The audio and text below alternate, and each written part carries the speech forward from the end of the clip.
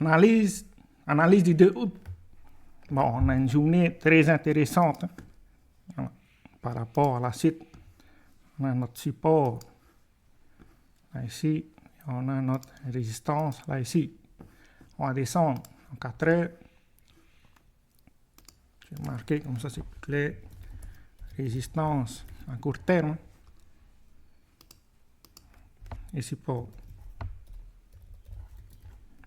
C'est ça à peu près les deux niveaux à surveiller en ce moment par rapport à Bitcoin. Qu'est-ce que ça veut dire? Que faut absolument qu'on casse et qu'on clôture, surtout au niveau de ce niveau-là, pour garder une tendance entre guillemets haussière. Voilà. Maintenant, si jamais on casse et on clôture à la baisse, on pourrait aller chercher les niveaux beaucoup plus bas, 60 000, 60 800 et beaucoup plus bas. Hein. Donc ça commence à devenir, entre guillemets, dangereux sur le marché. Surtout pour ceux qui se sont positionnés trop tardivement. Pour ceux qui se sont positionnés l'année dernière, ça va. Voilà. Après, ça, c'est l'effet. C'est-à-dire que le marché a baissé de 5%. Qui est-ce qui a causé cet effet-là? C'est-à-dire la cause. On a le taux de chômage en Amérique qui est arrivé. Ben, le taux est de 4,3%. Les attentes étaient de 4,1%. C'est-à-dire par rapport au PIB américain. Le PIB est en baisse à cause du taux de chômage. Si jamais tu ne peux pas produire, ben ton PIB baisse. Voilà. Et les Américains ont un indicateur spécial pour évaluer ce taux-là. Et puis ce taux de chômage surtout, ça s'appelle la SAM Rule. C'est un indicateur qui a été activé aujourd'hui, vendredi, par rapport aux résultats qu'on a eu du taux de chômage.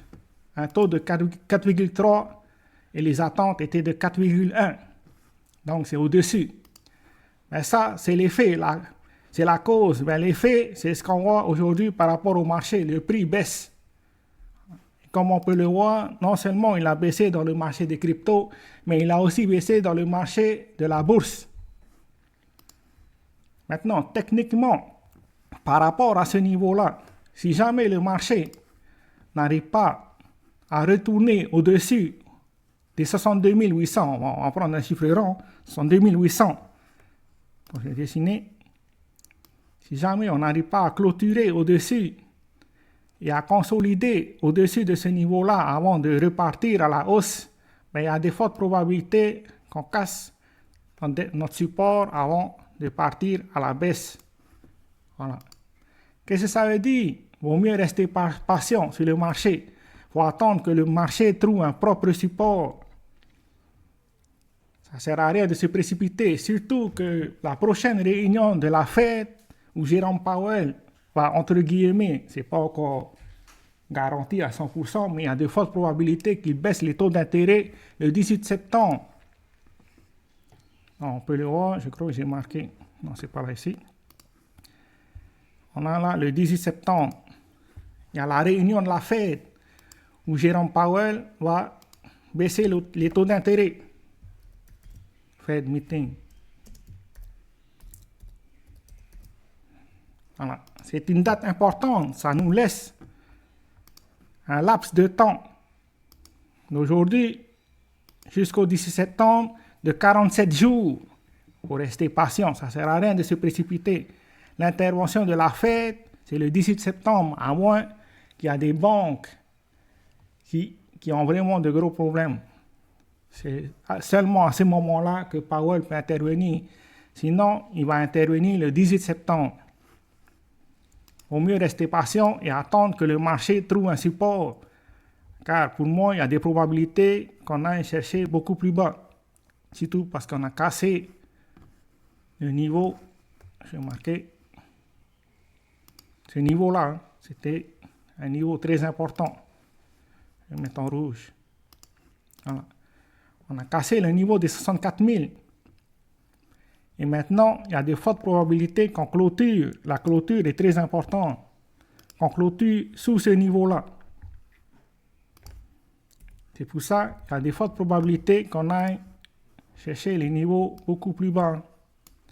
Donc, ça ne sert à rien d'acheter là ici. Il vaut mieux attendre que le marché trouve un support. Après, c'est pareil partout. Ethereum et Solana.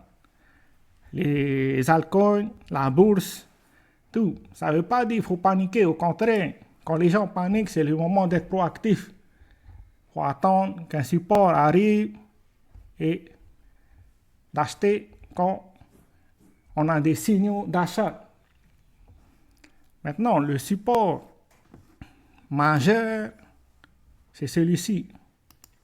Si jamais on casse les niveaux précédents, c'est-à-dire celui-là, mais le prochain support qu'on a, c'est aux alentours des 50 à 53 000.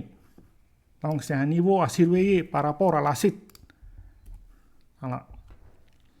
Au mieux rester patient. Là, c'est le moment d'emmagasiner du cash, car il y aurait des occasions à saisir par rapport à la suite. Surtout à partir du 18 septembre. Si vous accumulez assez de cash avant que le marché reprenne une tendance haussière, ben vous aurez l'occasion de vous positionner quand le marché va monter. Voilà. Donc c'est le moment d'avoir du cash. C'est tout ce que j'ai pour aujourd'hui. Ciao, ciao.